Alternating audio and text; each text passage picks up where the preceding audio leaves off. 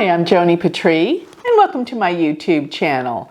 Well, today I want to talk about this Mercury retrograde that I believe is going to be quite a doozy, about how it's going to affect all 12 signs according to what your rising, which is your ascendant sign, is, or your lagna, as we call it in Vedic astrology.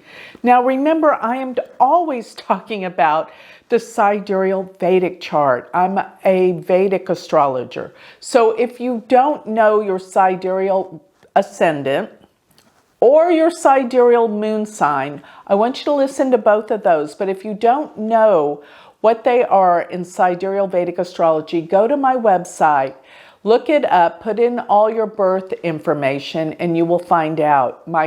My website is galacticcenter.org, and go to my free chart calculator. Once you put all the information in there, be sure to scroll down to the bottom to see where your ascendant AS or ASC and your moon sign are. Those are the two signs I want you to listen to. The ascendant is going to give a sense of what's actually happening in your life, and the moon sign is what you feel is happening. So they're both very important. They're two very important aspects of yourself and your life.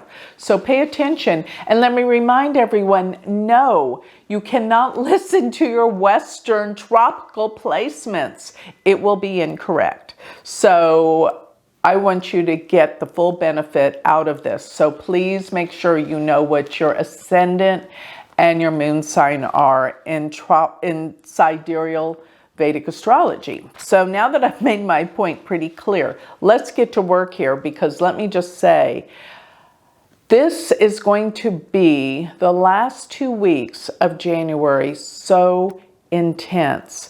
And it's going to be, let's talk about the sign Capricorn. So if your moon or your ascendant are in Capricorn, it's going to be an intense month for you because Mercury's going retrograde in Capricorn. And when Mercury retrogrades in your sign, it's more intense, it's more relative. You're going to have more setbacks, more problems, where if you don't review, reassess, reanalyze everything, then you're going to have some problems. You're going to have problems where things go haywire, where there's delays and obstacles, and you feel like nothing's moving forward.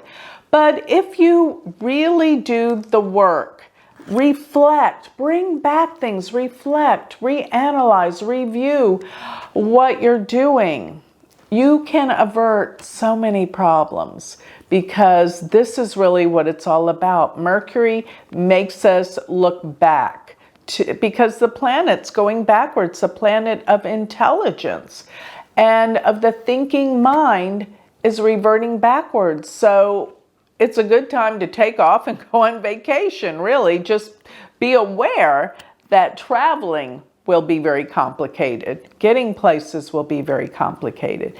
But here is the situation. I've got to say that with Pluto, Saturn, Mercury, and the Sun, all in Capricorn, this will be a month where things are going to come to light big time. It's going to be major explosive events in your life. Now, this is a time when you really need to reflect. Take care of yourself. It's not time to push forward and try to get things done. And everything about your physical, you feel like you're going to feel kind of like you have your hands tied behind your back. So take this time really to reflect, to go within, to reassess everything. And this will really help. You got to go backwards in time. And this is an emotional time. And you feel like everyone's trying to control you. Let it go. Take the time to try to better understand why you're going through this. And remember, you can't blame other people. You got to look within. What is it that you're doing that's causing the reaction to happen this way? because it has something always to do with ourselves. And this is a beautiful time for self-awareness, analysis, and transformation. This particular time period while Mercury's retrograde for the sign Capricorn. Now, if you have Aquarius as your ascendant or moon sign, then this will be a time of deep past introspection. And I gotta say, a lot is coming up for you when you dream at night, because this Mercury retrograde in the stellium of planets, stellium means 3 or more planets, all together in Capricorn are in your 12th house. The 12th house deals with the past. It deals with memories. And it also deals with sleep and dreams. Yes, you're going to be dreaming quite vividly, and a lot of information could come to you through your dreams, your dream state. So be aware of that. But you'll also find that indications, people, and events from your past are going to show up. And this is what you're going to have to look at so that before you move forward again, you can make some better adjustments based on what you've learned from your past. People will come from the past. They will reappear in your life, and they'll be there to teach you a lesson. Now, it doesn't always have to be a difficult lesson. It'll just bring some awareness to yourself as to what you can learn from the experience, why these people have reemerged into your life from the past. And you may even find that you've got to travel unexpectedly to a foreign place. And if you do, there'll be complications in those travel plans. But this is what it's about. It's also a time for you to bring things to conclusion and an end. Some long-term thing that has been going on, an event or a problem, it's time to bring it to closure, because the 12th house is endings and closure. Now, if your ascendant or your moon are in Pisces, then this means that this is all happening. The stellium of planets, Mercury retrograde, in your 11th house deals with groups, friends, and organizations. So you're going to find that people do reemerge, old friends that you've been connected with and hadn't seen for a while, that you've got to make some kind of closure or transformational change with. You may even find that an old friend that you cared about could have passed on, because Mercury will, on the 31st, be with Pluto, and this is endings. It's in the house of friendship. And this can mean whether it's like either through death or either through disagreements. You may move on from old friendships and people from the past. Another thing that could be happening, if your mother's alive, please pay attention to her health, because this is a very important house. It deals with the mother's health and well-being. So even financial matters you may find are kind of hung up and not coming through as well. So if your ascendant or your moon sign are in Aries, then this means there's going to be some major changes within your work, your career, your job. And it can mean that many things may be put on hold with your job, maybe layoffs or delays at work, or even if you own a business, it's like major problems with setbacks and finances and things that you've been wanting to move forward. It's going to be a time that you've got to just lay low, let this time pass. In other words, don't expand and grow in any big way, because it's going to cause some setbacks. And if you might find that within your job, your boss may change. Something will change, but also be aware of your communications with people at work, because you might be misunderstood by people. Be very extra clear in your communications. So if your ascendant or your rising sign, ascendant is rising sign, or your moon are in Taurus. Yes, Taurus is the sign where this is going to be occurring in your 9th house. And the ninth house deals specifically with your beliefs, your spirituality. And you're going to find that the way you believe and what you believe in is changing. And that's a pretty big deal, because when your mind's set in a certain way of beliefs and your beliefs change, or what you believe in, your whole world kind of crumbles and has to be looked at in a completely different way, because nothing you believed is right. Well, I wouldn't say nothing, but many things. And this shifts your whole thoughts about the world. Now, the ninth house also deals with long distance travel. And I want to say, things are going to go haywire and get hung up when you try to proceed with travel plans. So be conscious of this. Maybe rearrange to go at a different time. And if your father's still alive, be aware that communications with him may go haywire. You may be misunderstood or not heard properly. So make sure you speak clearly and get your point across in a clear, definitive way. So if you have your ascendant or your moon sign in the sign of Gemini, then this is a time of deep, deep introspection, research, going back to the drawing board, having to refigure and recalculate things from the get-go, because there's something that you didn't calculate properly. And your research is going to take you to another level of understanding, to understand things on a deeper level.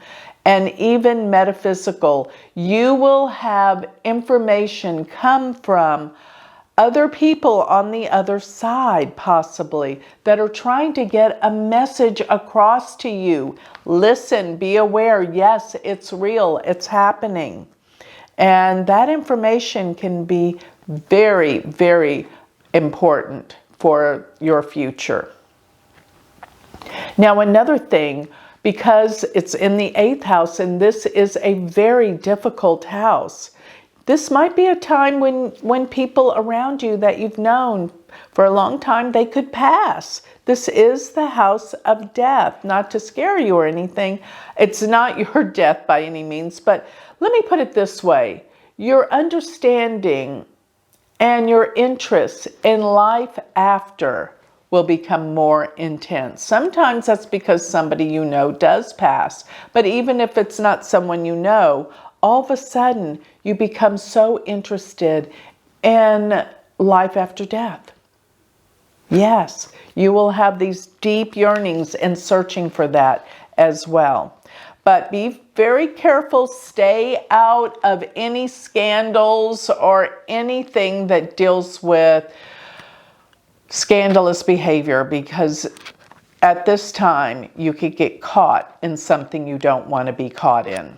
Okay, so if your rising sign or your moon sign, and rising as your ascendant, are in the sign of Cancer, then this is going to be where you've got to be very aware of your relationships. Your partner is not being clear, not giving you the information you need. And because of this, this can cause some great problems in the relationship. You're looking to find the truth. You want answers. And let me just say, they are not being forthcoming with, maybe it's just they are oblivious that they're not being clear. But at the same time, I think you're a little suspicious of something and you want them to come forth with information that you feel like that they have been keeping from you. And at the same time, this is, if you're not in a relationship, this is not the greatest time to start one, just because there'll be disagreements and miscommunication with a new partner. So it's time just to lay low from relationships and not push any agendas here. And especially if you are in a relationship, make sure you're clear in your understanding and your communications with them. So if your ascendant or your moon sign's in Leo, it's a time for you to really reflect on probably your New Year's resolutions, because it's a time that you've got to get healthy. You got to start looking at your health in a different way. Got to start really ramping it up with your vitamin intake, with your exercise, with your sleep, everything that promotes good health. And you know, that really goes with the mind too. So you got to get rid of all these emotional thoughts that bring your resistance down. Find a sense of peace. Start meditating. Start getting in touch with your spirit, with your soul, and take care of your health.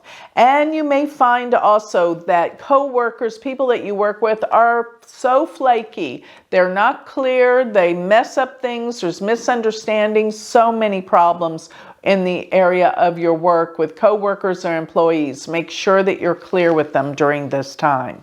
So if your ascendant or your moon sign is Virgo, then this means that the Mercury retrograde is in your 5th house.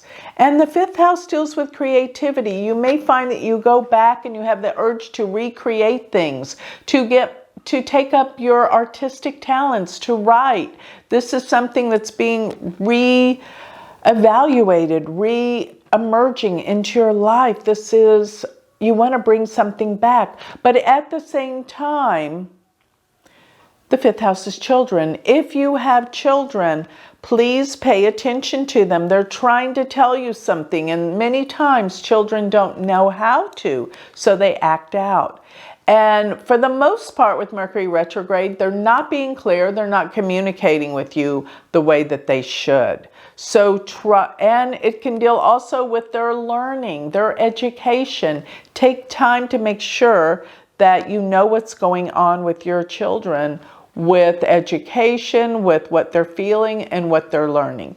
This is so important. So if you have an ascendant or a moon sign in Libra, then this means that this Mercury retrograde's in your 4th house. 4th house deals with family, but mainly with your mother and your home, your residence. So you may be redoing things, redoing the kitchen, reanalyzing something within your property, and just restoring it. So look at that. Things can go haywire. And also sometimes you can have problems with your car. The 4th house actually rules vehicles.